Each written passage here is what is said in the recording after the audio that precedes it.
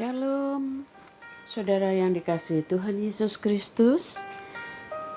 Jumpa lagi bersama Pilio Kana Ministry.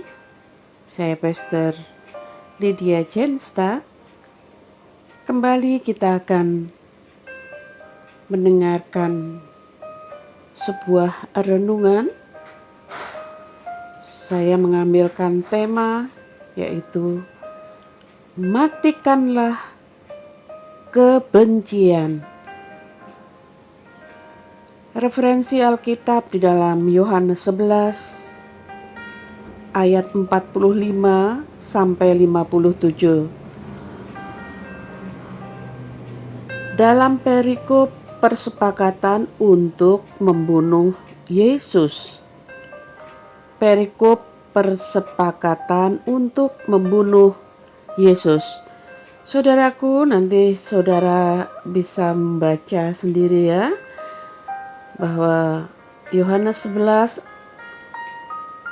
dari ayat 45 sampai 57. Saudaraku yang dikasihi Tuhan, sikap membenci dapat muncul dalam diri siapapun. Ya, sikap membenci dapat muncul dalam diri siapapun. Saudara, ini didasari oleh sifat iri hati, dengki hati. Jadi kebencian akan menghapus segala kebaikan, saudaraku. Bahkan dapat mendatangkan bencana, dapat mendatangkan celaka kepada orang lain. Bahkan kebencian imam-imam kepala dan orang-orang Farisi begitu memuncak kepada Yesus. Dengan banyaknya mujizat yang Yesus lakukan dan juga pengajarannya yang menarik, banyak orang menjadi percaya. Saudara, hal ini menimbulkan kekhawatiran bagi mereka.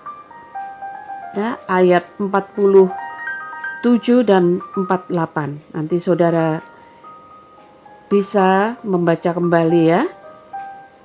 Sebenarnya saudaraku, mereka tidak memikirkan tentang agama dan keberadaan bangsa Yahudi,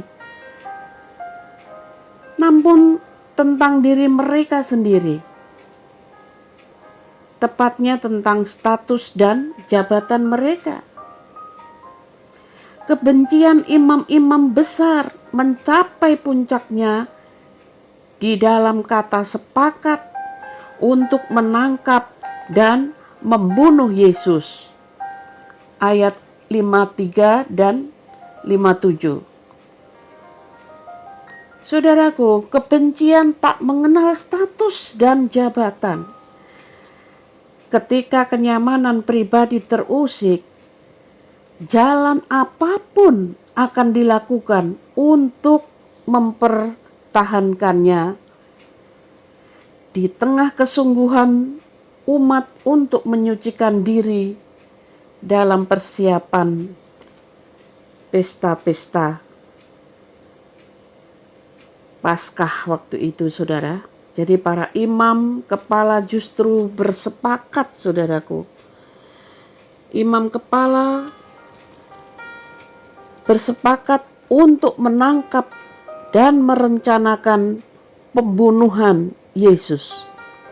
Saudara, hal ini jelas menunjukkan bahwa pelayanan dan ibadah yang mereka lakukan hanyalah formalitas.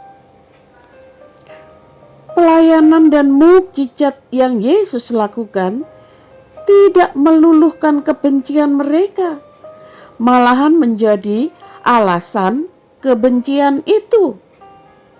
Kebencian imam-imam besar sampai di pucuk kepala. Saudara, tidak demikian seharusnya kita sebagai murid Kristus. Status sebagai murid Kristus ini mestinya membawa kita kepada penyucian diri dan mematikan segala kebencian. Hendaklah kita tidak memelihara kebencian, saudaraku. Tidak memelihara kebencian terhadap orang lain. Karena hal itu akan membawa kita kepada puncak kebencian yang bisa bermuara pada pemikiran untuk merancang hal-hal yang jahat bagi orang lain. Saudaraku, kebencian dapat dibersihkan dan diubah menjadi belas kasihan jika hati dan pikiran terbuka dan kita mau ditegur oleh kebenaran. Saudara, marilah kita memohon kepada Tuhan agar dibersihkan dari kebencian dan dibentuk Tuhan agar mau mengikuti teladan Kristus yang menghadapi kebencian dengan hati penuh belas kasihan. Mari kita perjuangkan hal itu, walau dengan susah payah dan air mata. Karena kita adalah murid Kristus. Mari kita matikan kebencian itu, saudaraku. Tuhan Yesus sanggup mematikan kebencian di dalam hati kita, menjadi kebaikan seperti yang diajarkan Tuhan Yesus Kristus.